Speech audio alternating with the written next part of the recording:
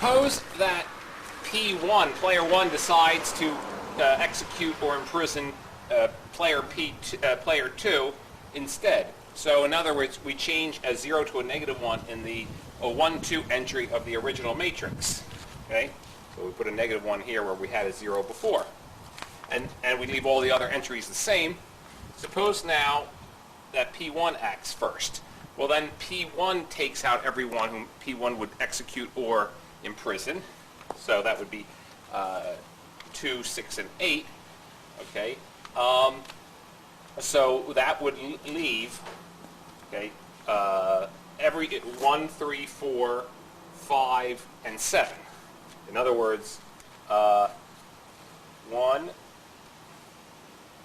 3 through 5 and 7 here in red.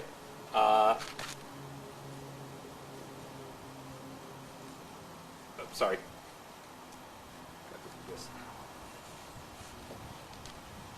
Okay. 1, 3, 4, 5, and 7.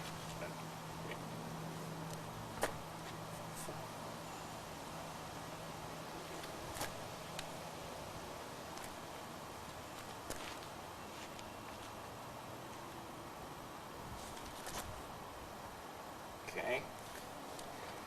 Just to check that what you're left with when you remove players 2, 6, and 8 from the action, that you get a square matrix. Let's see, we have 1, 2, 3, 4, 5 columns, 1, 2, 3, 4, 5 in the red boxes.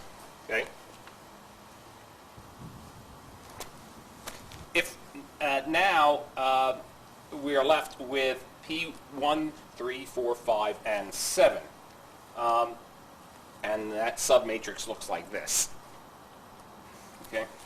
So now suppose, I think at P7x, suppose P7x, then you take out, well, P7 executes or imprisons P5. So let's just draw a line down P5 here. Okay.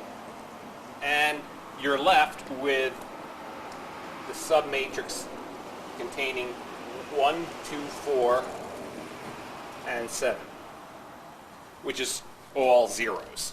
Okay. So again, we're left with players 1, 2, 4, and 7, and a matrix with all zeros. And this is a stable situation because you have all zeros. That means no player wants to harm or punish any other player.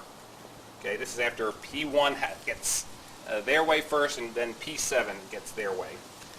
So we're left with 4 players, which is more than the 2 players we did last time if P1 didn't act to protect the pig and the chicken.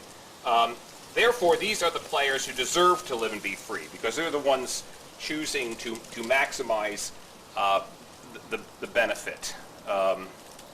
So that's why the person who fights for vegetarianism